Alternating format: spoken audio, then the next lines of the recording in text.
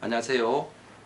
저는 25년째 소아 발달장애, 뇌전증, 틱장애 등 난치성 소아 청소년 뇌질환을 1999년부터 25년째 국내에선 처음으로 치료하고 있는 성모 아이 한의원 김성철 원장입니다. 반갑습니다. 저는 동국대학교에서 박사학위를 받았고 동대학에서 지금 2010년부터 지금 본과생들 또 강의를 하고 있습니다. 저는 몇 권의 책을 냈는데 틱장이 완치된다, 틱장이 완치된다, 항생제 없이 감기 졸업, 이 두 권의 책은 이미 베스트셀러가 된 적이 있습니다. 오늘은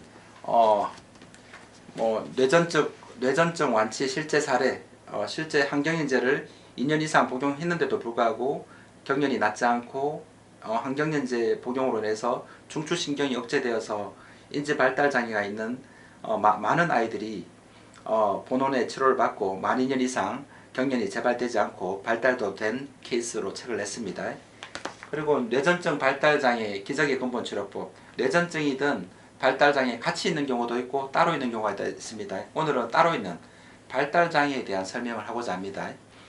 오늘 내원에 있는 아이들이 2명인데 이거 본명은 프라이버시상 밝힐 수 없고 차트 번호 13387번 박지환입니다. 박지환인데 5세 45개월에 본원에 내원해서 인천에서 왔습니다. 인천 서구에서 왔고 이 친구 소개로 이 친구가 같이 이제 치료센터 다니는데 이 친구가 갑자기 언어가 폭발적으로 늘길래 이 친구가 소개로 왔습니다. 이 친구 소개로 이 친구가 내원했습니다. 오늘 먼저 소개를 받은 얘도 가명을 쓸게요. 김지윤이라고 할게요.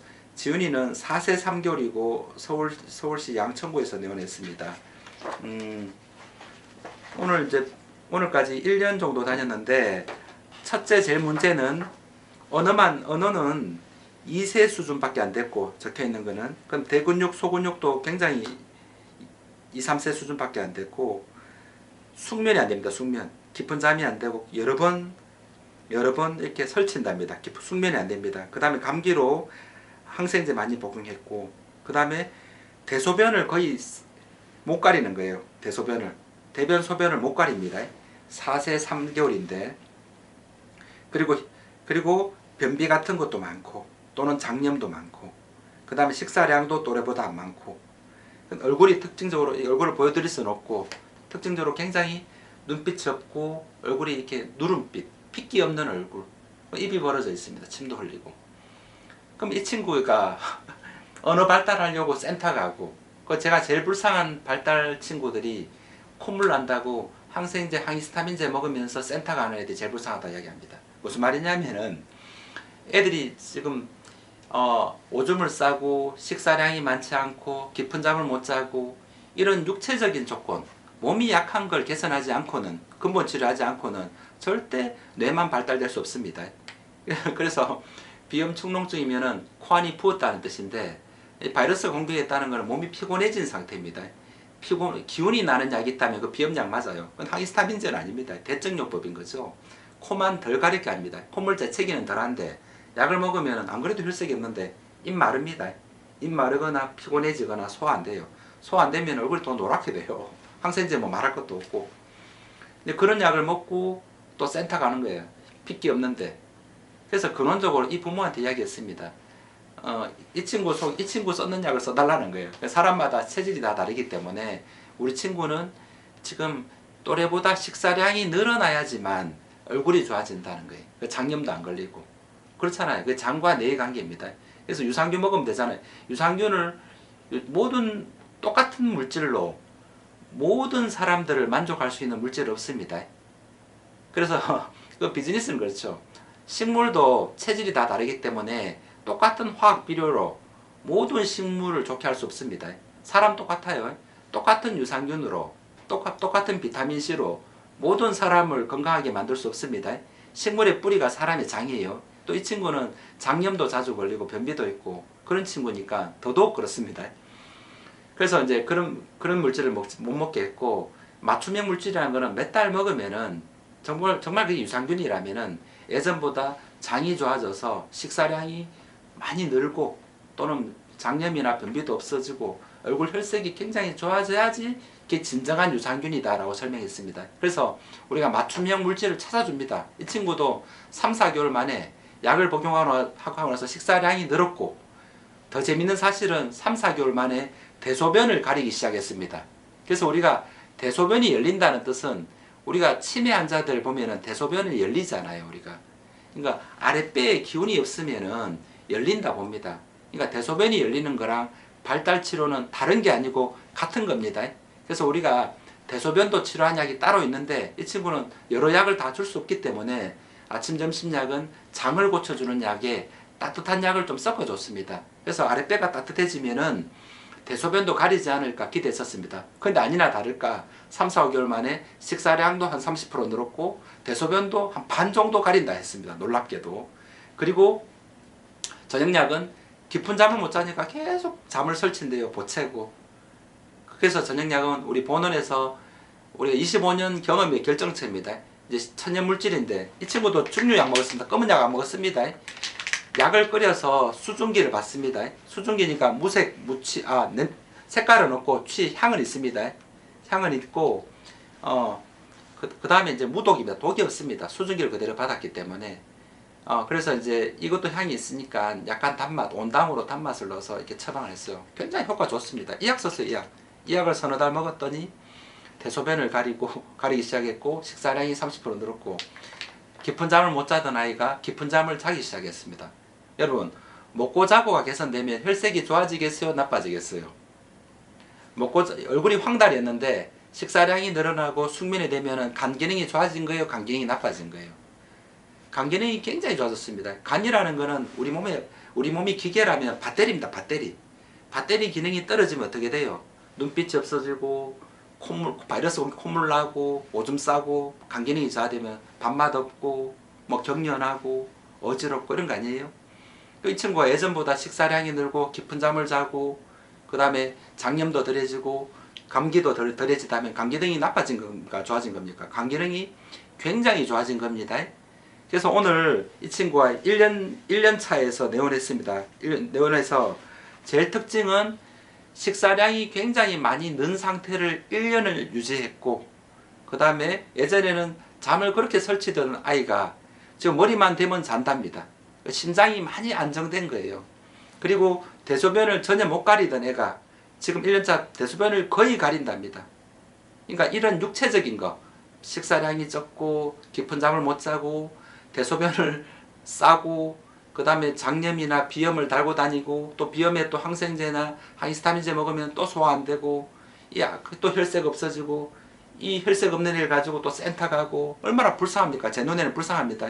이런 아이들이 언어 따로 그 다음에 뭐 운동 따로 소근육 대근육 발달 느리다고 언어 치료 또 운동 치료 그 다음에 따로가 아니라 전에보다 심장이 안정돼서 깊은 잠을 자고 식사량이 늘고 그래 대소변을 가리고 감기 때는 또 우리가 비염 처방을 우리가 따로 써준다고 이야기를 했는데 어머니 말이 원장님 우리 애 이제 1년 동안 감기 안 걸립니다 이렇게 이야기를 해요.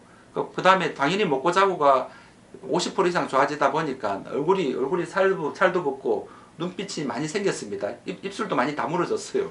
굉장히 많이 놀랐습니다. 제가 몇 달 만에 보니까. 그다음 언어도 지금 많이 이제 문장을 정확하게 이제 말을 하기 시작합니다. 이제 그래서 결론적으로 언어가 따로가 아니고 그 다음에 걷는 것도 대근육 소근육도 2세 4세 수준이었는데 막 뛰어다닙니다. 그러니까 인간의 발달은 선천적으로 심장이 엄마가 임신 중에 깜짝깜짝 놀라거나 임신 중에 뭐 부부싸움을 해서 우리 뱃속에 있는 아기가 놀라거나 태어나 봤더니 아기가 많이 보채고 불안해하거나 뭔가 먹으면 설사하거나 섭취장애가 있고 또 몸이 약하니까 바이러스 공격해서 비염축농증이나 기침을 하는데 또 그 약물로 항생제나 항히스타민제나 진해거담제 이렇게 복용해버리면 또 위장이 나빠지고 악순환을 계속 반복하니까 정작 얼굴의 혈색이 좋아지지 않습니다. 얼굴에 핏기가 없으면 눈빛도 없습니다. 표현도 안 되고 그래서 뭔가 얼굴이 좋아지게 하는 처방을 쓴 거예요.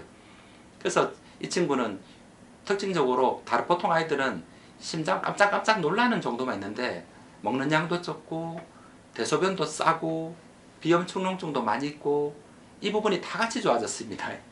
그리고 각각의 비염 축농증 있을 때 항히스타민제 항생제를 대신할 수 있는 천연물질을 찾아줍니다. 먹으면 낫는 약을 찾아줍니다. 왜냐하면 면역력을 키워야 되기 때문에.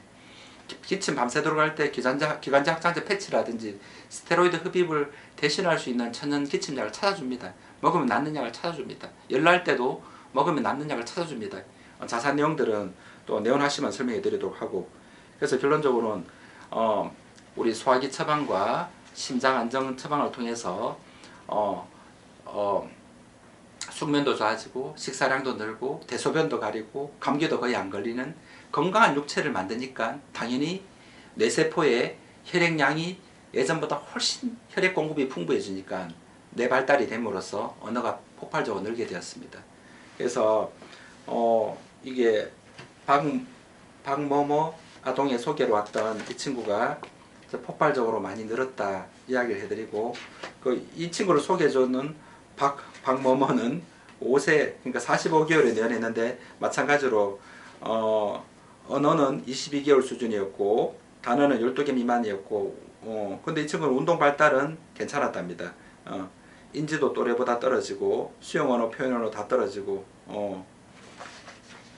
마찬가지로 비염이 있을 때는 항히스타민제 항생제 못 먹겠습니다.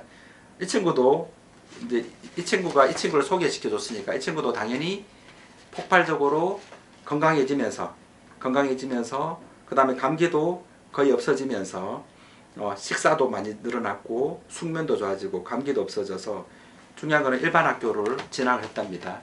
일반 학교로 진학했다라는 말씀을 드리고, 결론적으로 아이들이 태어날 때 언어가 늦거나 소근육, 대근육 발달이 늦다면은 언어 따로 소근육, 대근육 따로 생각하지 말고 몸 내부의 문제로 봅니다.